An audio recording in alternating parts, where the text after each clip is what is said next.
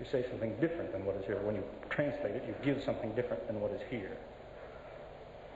Okay, is that everything? No, go ahead, yes, go ahead. No, go ahead.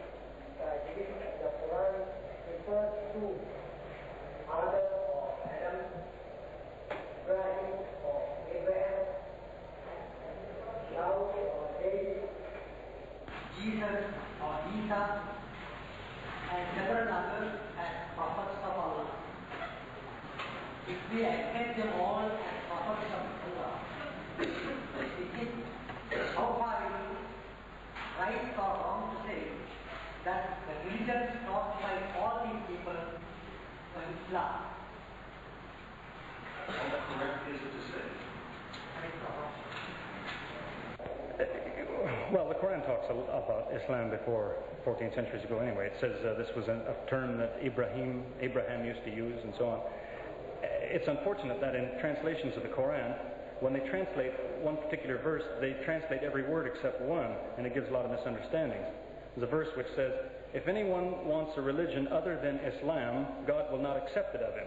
Well, the problem is they translated all the words except the Arabic word said Islam here in Arabic, and they write Islam, I-S-L-A-M, in English. But Islam means something. It's not a label. It's not a club. It means submission to God. And the Arab reads that sentence. He reads, if anyone desires a religion which doesn't involve submitting to God, God will not accept it. Well, that makes sense to everybody. I don't think anybody would argue with that. That's the meaning of Islam. So it is said also in the Quran about, it says some people came to hear Islam explained, and when it was explained to them, they said, oh, well, we were Muslims before this. So they didn't use that name, but they said, what you told us is what we believed before anyway, so I guess we've been Muslims all the time. That was my feeling. And I read the Quran and said, this is what I've been saying for 15 years. So this is Islam. So I guess I've been a Muslim. Okay? This concerns what I was saying about ball of clay and a cube. To say that if you had a ball of clay and you squeeze it into a cube, now it has corners, so it's not round anymore. That's all I said. See, what somebody's pointing out is to say, yes, but it's still clay, you see.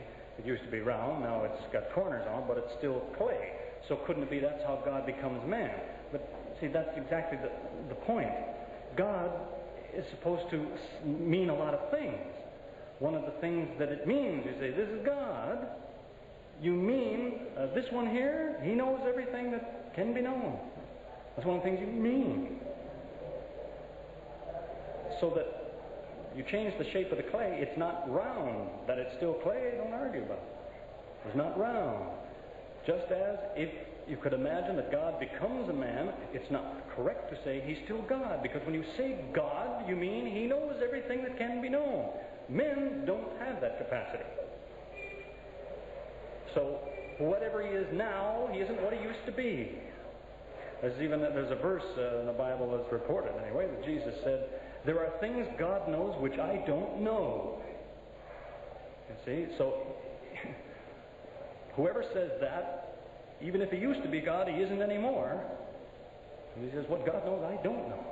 Some things the Father knows, the Son doesn't know. Okay, I guess that's our time.